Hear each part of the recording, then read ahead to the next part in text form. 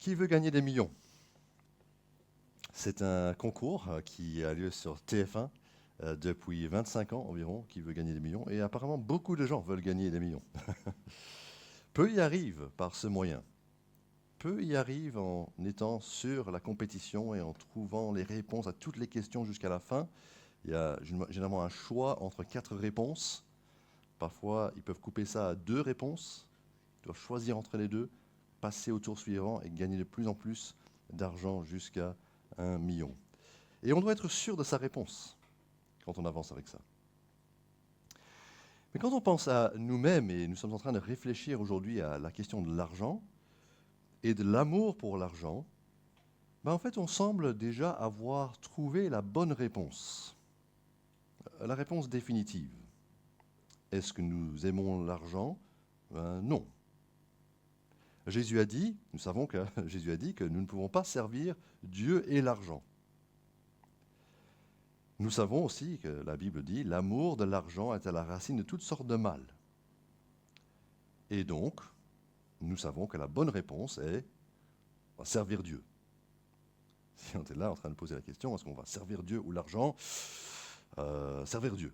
La bonne réponse, tu es sûr que c'est la bonne réponse? Oui, je suis sûr que c'est la bonne réponse. Est-ce que tu vas aimer Dieu, tout ton cœur, ou est-ce que tu vas aimer l'argent? Ouais, je vais aimer Dieu. Bonne réponse. Mais le problème, c'est pas, il faut simplement savoir la bonne réponse. Le problème est que quand on parle d'amour et de service, c'est toute notre vie. Et ça ne se règle pas aussi facilement que simplement, je connais la bonne réponse et c'est ça. Pour ces choses-là qui touchent à notre cœur, c'est plus difficile. Et nos pensées doivent être renouvelées par Dieu afin que nous puissions apprendre à réfléchir correctement, à accorder de la valeur à ce qui est vraiment important et à voir ce qui est bon. Nous avons donc besoin de sagesse. Et nous parlons de la sagesse par rapport à l'argent aujourd'hui, être sage avec notre argent. Alors, si vous êtes là en visite ou pour la première fois aujourd'hui, il faut savoir que nous ne parlons pas tous les dimanches de l'argent. Ce n'est pas une église où on est toujours en train de dire donnez plus, il faut donner de l'argent. Ce n'est pas ça, mais on parle beaucoup de sagesse. Et chaque semaine, on parle de sagesse. Et ici, on est juste en train de voir un aspect de la sagesse. La sagesse, Jordan l'a définie, je trouve ça une très bonne définition. La sagesse, c'est quoi? C'est un don de la part de Dieu qui nous permet de craindre Dieu et d'obéir à ses commandements. La sagesse, c'est un don de Dieu qui nous permet de craindre Dieu et de vivre en obéissant à ses commandements, suivre ses commandements. La sagesse, en fait, ça nous aide parce que ça nous apprend à penser différemment. Penser selon les pensées de Dieu. Et c'est ce que nous devons faire aujourd'hui par rapport à l'argent pour voir ce qui a réellement de l'importance. Alors qu'est-ce que la sagesse biblique nous apprend sur l'argent? Alors le livre de Proverbes parle de plein de sujets différents et il parle aussi beaucoup de l'argent. Alors ce qu'on va faire aujourd'hui, c'est on va parcourir différents textes de la Bible. Ça ne va pas être comme d'habitude où on est juste dans un passage de la Bible. Certains vont être affichés à l'écran et je vais vous inviter alors à juste les regarder. Mais à d'autres moments, je vais vous dire, regardez dans la Bible, et ce sera utile de la voir sous les yeux. Comme ça, on ne tourne pas trop dans la Bible, on ne tourne pas trop les pages, mais on va quand même s'arrêter sur certains textes, parmi les 19 versets qu'on va regarder dans le livre des Proverbes. Alors, tu veux être sage avec ton argent? Tu es prêt? Je vais vous donner 4 exhortations. D'abord, ne te trompe pas sur sa valeur. Ne te trompe pas sur sa valeur. La chose que tu veux le plus, la chose que tu veux avoir à tout prix, c'est quoi? En fait, ça peut représenter une idole dans ta vie. Il y a certaines idoles qui, en fait, ne tournent pas autour de l'argent. Si tu veux avoir la femme de ta vie, ou tu veux avoir du succès dans le ministère, et c'est devenu une idole, c'est quelque chose qui te contrôle, qui t'obsède, tu veux être un succès, ça va peut-être impliquer de perdre de l'argent, de diminuer tes revenus pour obtenir ce que tu adores. Mais il y a certaines idoles qui sont reliées à l'argent. Nous pensons que si nous pouvons avoir plus, dans notre compte en banque, alors nous pouvons obtenir ce que nous voulons, que ce soit la sécurité ou le pouvoir d'achat ou des choses qui nous semblent précieuses. Alors on se dit, ben, je sers l'argent pour obtenir, pour avoir ce que j'ai vraiment à cœur d'avoir. Alors nous voulons faire attention parce que si nous commençons sur cette piste-là, en donnant la valeur ultime à l'argent, et ça va peut-être vouloir dire changer de boulot pour avoir un travail qui sera mieux rémunéré, ou combiner notre travail avec un autre job pour pouvoir gagner plus et faire encore plus d'efforts, en fait on se trompe parce qu'on sera en train de donner de la valeur à quelque chose qui finalement n'a pas tant de valeur. Que ce soit l'argent, ou l'or, ou les bijoux, ou les pierres précieuses, la Bible rééquilibre notre échelle de valeur en disant qu'il y a des choses qui ont plus de valeur que l'argent. Voici 3 exemples dans le livre de Proverbes de choses qui ont plus de valeur que l'argent. La sagesse parle. Proverbe 8, 10 à 11. Préférez mes instructions à l'argent et la connaissance à l'or le plus précieux. Vous voyez la différence là? La sagesse vaut mieux. L'argent, c'est préférable à... L'argent, pardon, est moins préférable que les instructions. La sagesse continue. La sagesse vaut mieux que les perles. Elle a plus de valeur que tout ce qu'on pourrait désirer. Donc déjà, la sagesse vaut plus que l'argent, vaut mieux que les perles. La valeur de l'argent n'est pas ultime, elle est relativisée par ce proverbe. Vous voyez? Autre exemple, Proverbe 31, 10. Qui trouvera une femme de valeur? Elle vaut bien plus que des perles. Une épouse sainte est bien plus précieuse que ce que nous avons dans notre compte. Donc on voit comment il est en train d'encourager son fils. Ne cherche pas à avoir de l'argent.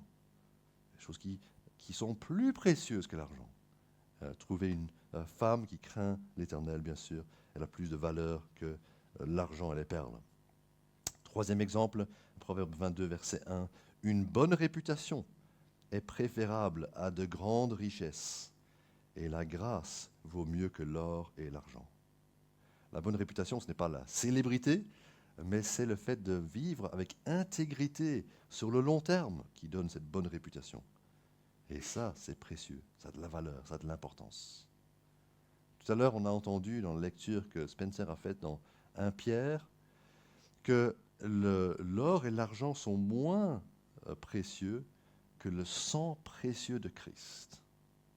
Vous voyez, la Bible nous aide, avec notre échelle de valeur, à voir, en fait, l'argent n'est pas ultime, elle descend en importance.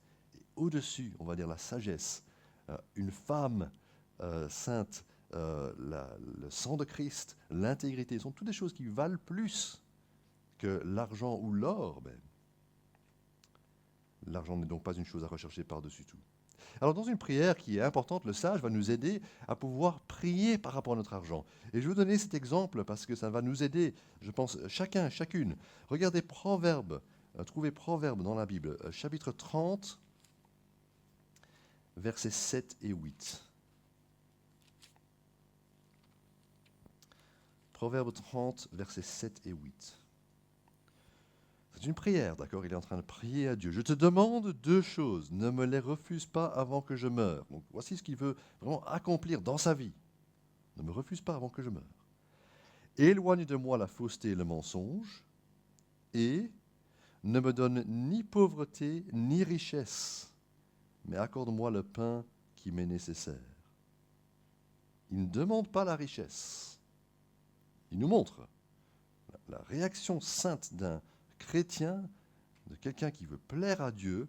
Ce n'est pas Dieu, rends-moi riche, donne-moi de l'argent. Ce n'est pas une prière qu'on peut formuler à Dieu. Mais remarquez, il ne demande pas non plus de devenir pauvre. Il ne dit pas, ouais, rends-moi pauvre, je veux être le type le plus misérable. Non, en fait, il considère que l'argent est nécessaire, c'est utile.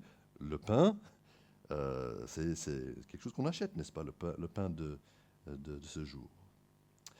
Alors quand il pense à cela, quand il formule cette prière, ne me donne ni pauvreté ni richesse, qu'est-ce qui est important pour le croyant? Qu'est-ce qui est important pour le sage? C'est en fait la relation qu'il a avec Dieu.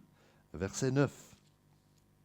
Sinon, je risquerais, une fois rassasié, de te renier et de dire qui est l'Éternel, ou après avoir tout perdu, de voler et de m'en prendre au nom de mon Dieu. Il voit le danger. S'il est riche, il va dire, bah, j'ai tout ce qu'il veut, j'ai tout ce que je veux, bon, j'ai pas besoin de l'Éternel. Mais s'il est pauvre, dans la misère, il pourrait voler, et ce serait évidemment apporter du tort, faire du tort à sa relation avec Dieu. Agour qui craint Dieu, il est sage, et nous devons être sages avec notre argent, reconnaissant que le commencement de la sagesse, c'est la crainte de Dieu, le respecter comme plus important. Et dire, si je deviens riche, ça pourrait être mauvais pour ma relation avec Dieu. Et si je deviens pauvre, ça pourrait être mauvais pour ma relation avec Dieu. Mais c'est ma relation avec Dieu qui compte le plus, vous voyez? Proverbe 15 maintenant, verset 16, Proverbe 15, verset 16. Mieux vaut peu avec la crainte de l'Éternel qu'un grand trésor avec le trouble. Combien de personnes qui vont essayer de jouer euro-million pensent comme ça? Combien on saisit cette vérité? Tu peux avoir tout l'argent du monde, tu peux être l'homme le plus riche, la femme le plus riche, et pourtant être misérable parce que tu es inquiet, ou tu es haï par ceux qui t'entourent, ou tu as des grands ennuis, même si tu as beaucoup d'argent. L'argent n'a pas la valeur ultime, mais le premier choix, c'est d'avoir la crainte de l'Éternel. Mieux vaut peu avec la crainte de l'Éternel qu'un grand trésor avec le trouble. Mieux vaut un plat de légumes même, là où règne l'amour, qu'un bœuf engraissé dans la maison de la haine. Voilà notre premier choix. Ne nous trompons pas sur la valeur que semble avoir l'argent et l'or. Pensons à la valeur de ce que Dieu accorde comme le plus important. Deuxièmement, ne te trompe pas sur sa permanence. La permanence de l'argent. On va lire ensemble chapitre 23. Je vais les lire pour nous, chapitre 23, versets 4 et 5. Ne te fatigue pas à acquérir la richesse. N'y applique pas ton intelligence. Veux-tu la poursuivre du regard? La voilà disparue. En effet, la richesse te fait des ailes, et comme l'aigle, elle prend son envol vers le ciel. Alors, comme beaucoup de proverbes, il y a un peu d'humour là. Ça me fait penser à cet emoji là, où vous avez tous vu ça sur votre téléphone, les billets de banque avec les ailes. Hein? Donc on regarde l'argent, on dit, ah ouais, là, j'ai de l'argent là dans mon compte, et puis 2 jours plus tard, on dit, où est passé mon argent? Il n'est plus là. Il est parti. Il est parti. Et parfois on met tant d'efforts à acquérir la richesse, et pourtant on ne la garde pas. C'est surprenant, n'est-ce pas? Et ce qui surprend aussi, c'est que ce n'est souvent pas comme cela apparaît. Il y a des gens qui nous trompent par leur apparence. Le Proverbe 13, verset 7 dit ceci, l'un fait le riche et n'a rien du tout, l'autre fait le pauvre et a de grands biens. Comment ça se fait qu'on est trompé par cela? Mais en fait, je pense que ceux qui sont riches pendant un moment, après un temps, ils ont toujours l'impression d'être riches. On dit, ah oui, mais sans doute, ils ont bien gagné leur vie. Mais en fait, ils n'ont plus rien. Donc, ils semblent être riches, mais ils n'ont plus rien. On a pensé que parce qu'ils avaient une fortune à un moment, ils auraient toujours une fortune. Mais ce n'est pas le cas. Et ça vaut la peine, vous savez, le livre de Proverbes nous aide à vraiment affronter la vraie vie telle qu'elle est. Ça vaut la peine de se renseigner sur ce qu'est la vie, comment la vie tourne. Je vais donner 2 exemples de personnes. Un que j'ai connu, c'était un monsieur, il avait gagné le gros lot à la loterie nationale. C'était il y a longtemps, c'était en francs belges à l'époque, mais il avait gagné une grande somme. Et il avait mis ça dans 2 comptes, son compte courant et son compte d'épargne. Et il disait, voilà, bon, c'est bon, je vis ma vie, je suis heureux. Il dépensait, et un jour, sa carte a été refusée. C'est bizarre, j'ai plein d'argent. Il ne regardait même plus sur son compte, parce qu'il avait tellement d'argent. Et il a dit, bon, alors je vais regarder sur mon compte d'épargne, voir ce qu'il y avait là. Et il n'y avait plus rien dans son compte d'épargne non plus. Sa femme avait, par des paiements réguliers, enlevé tout son argent et elle était partie avec. Il n'avait plus rien. J'ai lu aussi un livre par un footballeur professionnel qui raconte comment c'est un choc de découvrir à la fin de son contrat, vous savez qu'il n'y a pas de pension pour les footballeurs, la fin de son contrat, c'est la fin de son salaire, et ces gens qui ont eu des salaires mirobolants voient que leurs dépenses continuent. Ils payent pour la sécurité, ils ont des frais pour leurs assurances, leurs agents, des personnes qui sont dépendants d'eux financièrement, et ils voient que les sorties, et il n'y a rien dans la colonne des entrées. Et c'est assez angoissant pour certains, même s'ils ont eu beaucoup d'argent. Même ceux que nous pensons sont riches, sont prêts pour la vie, sont lotis à vie, en fait, ils trouvent que c'est vrai. L'argent ne dure pas longtemps. Et donc le but et le défi est de gérer notre argent, d'apprendre à vivre avec des limites, avec un budget. Voici ce que dit Proverbe 19, verset 14. On peut hériter des parents une maison et des richesses, mais une femme prudente est un don de l'Éternel. Alors il ne veut pas dire là qu'une femme doit nécessairement s'occuper des finances familiales. C'est une question pour chaque couple à discerner qui est habilité à faire plus la comptabilité pour la famille. Généralement, il y en a un dans le couple qui le fait plus que l'autre. Ce n'est pas nécessairement madame qui doit le faire, mais elle peut le faire. De toute façon, il faut communiquer dans le couple par rapport à ça. Il faut que les deux membres du couple sachent combien d'argent on a qui sort, qui rentre et quels sont nos frais. Mais ce proverbe nous encourage à gérer notre argent avec prudence. C'est ça la valeur de cette femme, c'est qu'elle sait gérer son argent. Elle ne dépense pas sans limite, elle réfléchit et elle aide alors son mari dans leurs dépenses. Alors on doit apprendre à mettre de côté, que ce soit dans un compte d'épargne ou dans un placement, pour qu'on puisse avoir de l'argent plus tard, quand il le faudra. Parce que l'argent ne sera pas toujours là, alors on doit faire attention à ce qu'on prépare notre avenir. Mais aussi, on ne doit pas seulement regarder à notre avenir ici sur Terre, mais à penser à ce qu'il y a un trésor au-delà. Jésus parle d'un trésor dans le ciel. Il parle de demeure éternelle. Et nous, en tant que chrétiens, nous sommes les premiers à être conscients du fait qu'il y a une autre vie qui nous attend. Et que cette vie et les finances terrestres ne sont pas éternelles, ne sont pas les plus importantes. Je regarde parfois dans les aéroports, quand je me promène, je ne fais pas souvent des voyages, mais dans les aéroports du monde, j'ai vu, parfois il y a des caisses qui sont là, dans le hall, dans l'aéroport, et c'est des caisses où tu peux déposer de l'argent. C'est généralement pour une œuvre caritative. Et on voit qu'il y a beaucoup d'argent dans ces caisses. Comment ça se fait que des gens déposent de l'argent dans ces caisses pendant qu'ils sont en train de faire un voyage? La réponse est qu'ils se rendent compte qu'ils ont dans leur poche de l'argent local. Et ils se disent, mais j'ai plus besoin de cet argent là où je vais. Parce que ça n'a pas de valeur là où je vais. Et donc ils déposent leur monnaie et leur billet de banque, de l'argent local, parce qu'ils savent qu'ils vont autre part. Et c'est un exemple de l'attitude que nous devons avoir en tant que chrétiens. De dire en fait, cet argent que j'ai maintenant à gérer, je n'en aurai pas besoin là où je vais. Je dois plutôt préparer mon avenir éternel, mon trésor dans le ciel, que mon trésor ici-bas. Ensuite, troisième exhortation, ne te trompe pas sur sa sécurité. L'argent semble offrir la sécurité. Regardez avec moi Proverbe 18, verset 10, où il est dit ceci. Le nom de l'Éternel est une tour fortifiée. Le juste s'y réfugie et se trouve en sécurité. La fortune du riche est sa forteresse. Dans son imagination, elle est comme une haute muraille.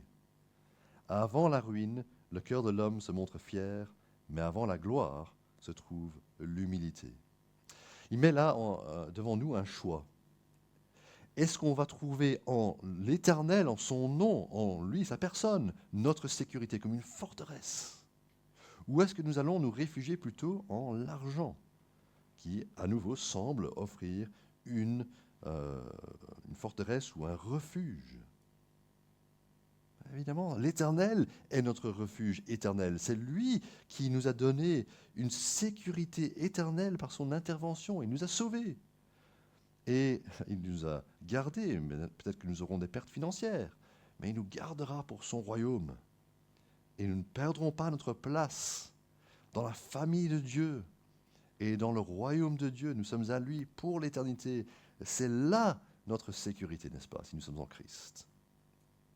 Mais le problème est que si souvent notre richesse semble offrir de la sécurité, on se dit, mais j'ai mes assurances.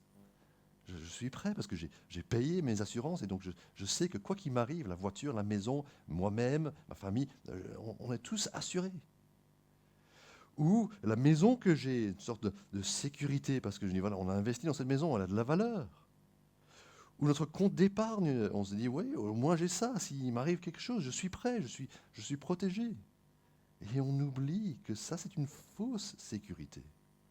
Tandis que le riche se vante de son argent et peut devenir orgueilleux.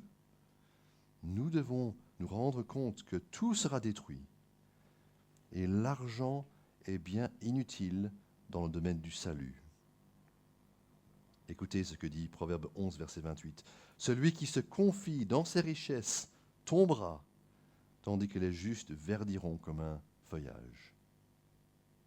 Pense au psaume 1, n'est-ce pas, et le feuillage verdoyant du juste.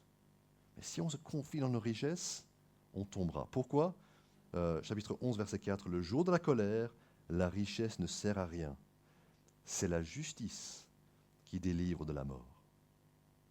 Est-ce que nous avons vraiment saisi cela?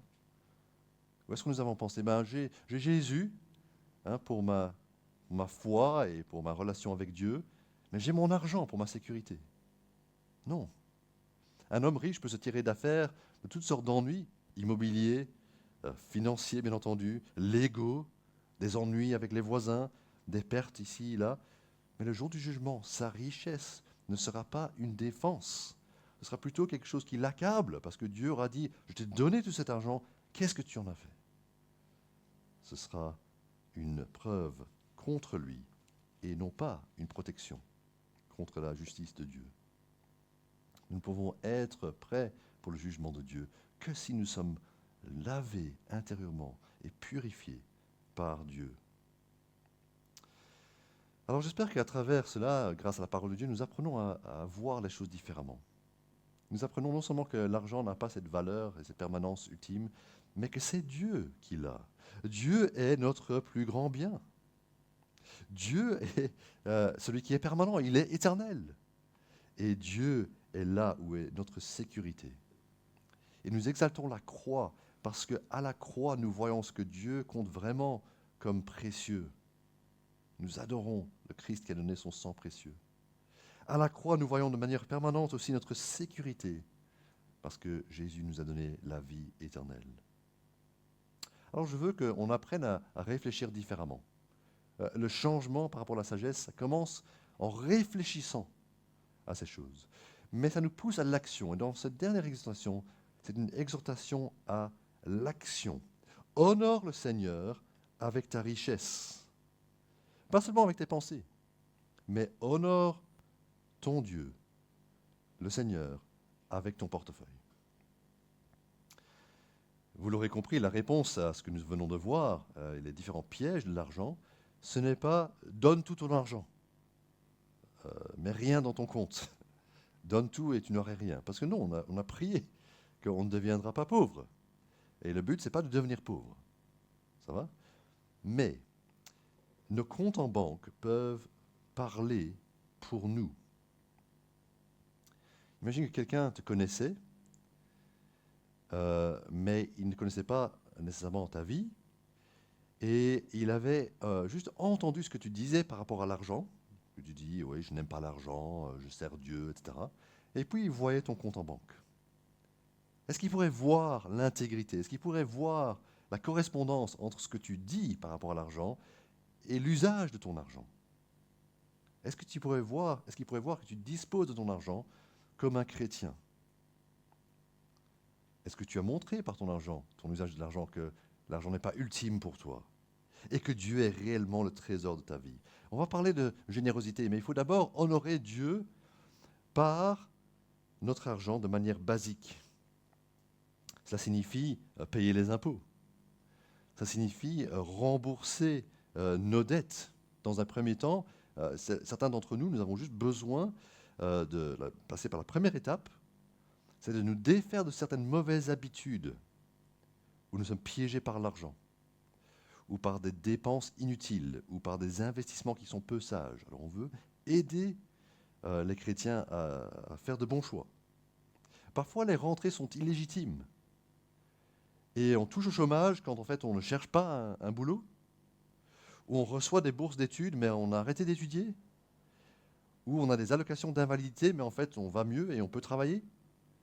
Et c'est à nous de voir quelle est vraiment l'honnêteté par rapport à ces choses. Parce que Dieu veut qu'on soit vrai dans nos finances et que notre façon d'utiliser nos finances montre qu'il a la première place. Proverbe 3, versets 9 et 10 dit ceci. Proverbe 3, versets 9 et 10. Honore l'Éternel avec tes biens et avec les premiers de tous tes produits. Alors tes greniers seront abondamment remplis et tes cuves déborderont de vin nouveau. Honore Dieu avec tes biens. Ça, c'est l'exhortation pour nous. Honore Dieu avec ton argent. Honore Dieu avec ton salaire, tes revenus. Ton cœur doit être tourné vers Dieu, vers l'honneur de Dieu. Et ce qu'il doit donner, ce que nous devons donner, c'est les premiers fruits.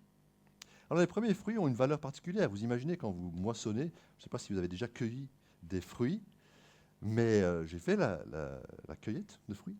On cueille les fruits mûrs, ceux qui sont prêts à être vendus au marché ou mangés. Les autres qui sont là sur la plante, on attend pour plus tard. Mais on ne sait pas si ça va se produire, parce que s'il y a une sécheresse ou s'il y a beaucoup de pluie, etc., ces fruits-là ne vont peut-être pas venir. Les premiers fruits, on sait qu'ils sont là. Donc en fait, ce n'est pas vraiment logique de donner ces premiers fruits.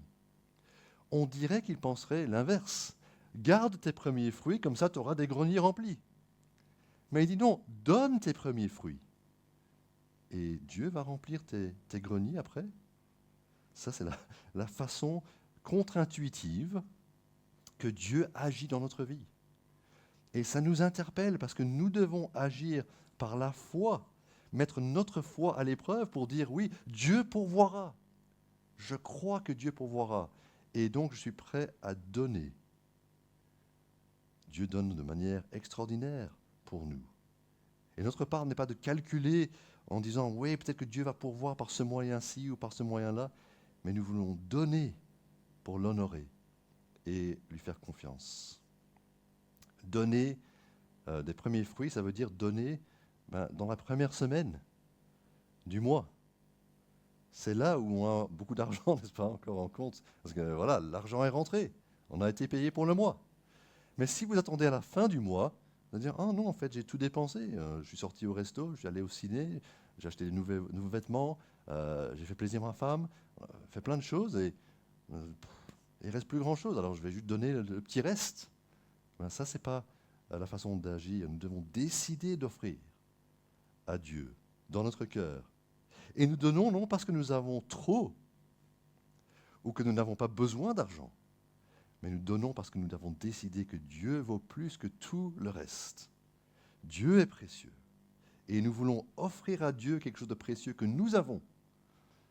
Et ne pas penser que l'argent est ultime et a le plus de valeur. Dernier verset, c'est dans Psaume 36, verset 21. La Bible nous encourage à la générosité. Voici ce que dit Psaume 36, verset 21. Le méchant emprunte et il ne rend pas. Le juste est compatissant et il donne. On honore Dieu en donnant. Par compassion aussi pour les autres. L'appel de Dieu est à être généreux. Il y a beaucoup de textes qui donnent l'encouragement à la générosité. Et donc je veux réfléchir avec vous en terminant juste à quelques façons de mettre ça en pratique. Qu'est-ce que nous pouvons faire pour mettre ça en pratique? Alors je sais que c'est difficile de prêcher sur ce sujet comme dans tous les autres en fait. Quand on prêche, on est souvent conscient de comment nous échouons. Et je pense à ma vie et comment je suis fier de certaines choses que j'ai fait avec de l'argent, mais je ne suis pas fier d'autres choses que j'ai fait dans ma pratique. Je me souviens quand j'étais par exemple étudiant, que je donnais 1 euro à l'offrande le dimanche. Et ce n'était pas comme la veuve qui a donné tout ce qui lui restait, elle n'avait pas beaucoup. En tant qu'étudiant, je bénéficiais de l'argent de mes parents. Et je voulais bien dépenser l'argent de mes parents pour aller au resto ou pour m'acheter ce que je voulais, ou acheter un café. Mais j'étais radin envers Dieu, je n'étais pas généreux envers Dieu. Et c'est pour ça que j'ai honte de parler de ça. Mais Dieu nous appelle à être généreux envers lui. Et non pas à donner juste un petit peu, voilà, un petit peu qui reste, mais d'être généreux dans ce que nous donnons. Alors, la question n'est pas donc que faisons-nous d'habitude, mais qu'est-ce que fait quelqu'un de généreux? Quelle serait la meilleure pratique à avoir? Et il y a 3 choses que fait la personne généreuse. D'abord, donner régulièrement de manière sacrificielle. Nous devons apprendre à donner régulièrement de manière sacrificielle. N'attendez pas de voir ce qui vous reste à la fin du mois, mais décidez de donner et donnez ce que vous décidez. Un aspect qui est tout à fait pratique, moins de gens ont du liquide ces jours-ci, moins de gens ont des billets de banque ou des euros dans leur portefeuille. Et donc nous avons les bourses qui passent lorsque nous avons ça régulièrement chaque dimanche. Mais nous avons aussi la possibilité de faire des dons à l'Église et donc donner à Dieu par virement bancaire. Et cela, vous pouvez le faire tout au long du mois. Mais il y a aussi la possibilité, aujourd'hui à LifePoint, nous aurons la possibilité, à partir d'aujourd'hui, avec un lecteur de cartes. Donc si tu as plutôt l'habitude de payer tous tes achats par carte, à la fin, vous pouvez aller vers le fond de la salle et nous avons un lecteur de cartes. C'est très discret et c'est très simple. Et avec cette carte, vous pouvez mettre le montant que vous voulez et ça ira directement vers le compte de l'Église. Il n'y a personne pour surveiller ça, mais c'est une façon plus facile de donner. Donnez régulièrement. Pensez à ce que vous donnez sur le mois avec votre budget et donnez régulièrement de manière sacrificielle. Mais deuxièmement, donnez aussi à d'autres occasions, spontanément. Une personne généreuse ne dit pas « Ah oui, mais moi j'ai donné, hein, donc j'ai déjà donné, j'ai donné ce que j'ai décidé ». Quand elle est face à quelqu'un qui a un besoin, par compassion, on va donner un cadeau, on va donner une aide, on va inviter chez soi, on va dépenser notre argent spontanément pour aider des personnes. Donner plus. Il y a des missions qui ont besoin d'aide. Toutes les missions chrétiennes pourraient faire plus si elles avaient plus de donateurs. Et donc, vous pouvez trouver des œuvres que vous voulez soutenir en plus de ce que vous donnez régulièrement. Les gens généreux donnent spontanément. Quelqu'un de généreux fait cela. Et troisièmement, faites de temps en temps un grand geste. Encore une fois, c'est entre vous et Dieu. Je ne veux pas savoir ce que vous faites comme grand geste, mais les personnes généreuses sont les personnes qui font cela. Il se peut que nous ayons des réserves, il se peut que nous ayons exceptionnellement des rentrées à un moment. Eh bien, utilisez cela pour faire de grands dons. En Amérique, il y a un dimanche par an où il s'appelle One Day Offering. Ils donnent un don, l'équivalent d'un jour de leur salaire. Et c'est un don spécial, un geste pour Dieu. Vous savez, pour me renseigner sur comment être généreux, j'ai pensé à des personnes généreuses que je connais, mais j'ai aussi pensé à Dieu.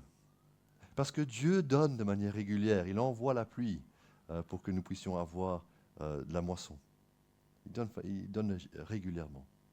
Mais Dieu donne aussi spontanément. Il y a des moments où on dit « Ah, j'ai vraiment besoin d'aide » et « Ah, Dieu pourvoit ». Et puis Dieu fait des grands gestes. Dieu, dans sa générosité, nous a épatés par le fait que Dieu nous a donné tant de grandes bénédictions. C'est miraculeux, c'est surnaturel et on le glorifie pour cela. Mais bien sûr, ce qu'il a donné de plus précieux, c'est son propre Fils, afin que nous puissions être riches spirituellement et recevoir de sa grâce une place dans son royaume et la vie éternelle. Alors louons le Dieu généreux, remercions-le pour sa fidélité, sa compassion sur nous, mais soyons prêts, nous aussi, à répondre avec joie, parce que Dieu aime celui qui donne avec joie. Je vais prier pour nous, et puis je vais expliquer pour les offrandes. Père Céleste, tu sais exactement ce qu'il y a dans le compte en banque de chacun et tu as pourvu. Tout vient de toi, mais tout est aussi pour toi. Notre vie, notre temps, nos efforts, nos relations, nous voulons les vivre pour toi. Te prions, Seigneur, que l'argent ne prenne pas la première place dans notre vie, mais que toi, tu prennes la première place. Que nous puissions apprendre à partir d'aujourd'hui à mettre notre sécurité en toi, à reconnaître ta plus grande valeur, à comprendre que toi seul est éternel et que nous devons préparer des demeures éternelles avec un trésor dans le ciel. Apprends-nous, Seigneur, à écouter l'enseignement de Jésus, à écouter l'enseignement de la sagesse dans les proverbes et à mettre cela en pratique dans notre vie. Alors dans ta grâce, Seigneur, fortifie-nous. C'est difficile de donner, parfois on ne sait pas comment le faire. Nous voulons grandir notre capacité de donner, nous voulons faire des expériences en te donnant de plus en plus et en voyant aussi ta main à l'œuvre dans notre vie. Sois glorifié par chacun et chacune d'entre nous et que nous puissions changer à partir d'aujourd'hui notre façon de gérer notre argent. Pour la gloire de Jésus et en son nom nous te prions. Amen. Alors pendant que nous chantons que Dieu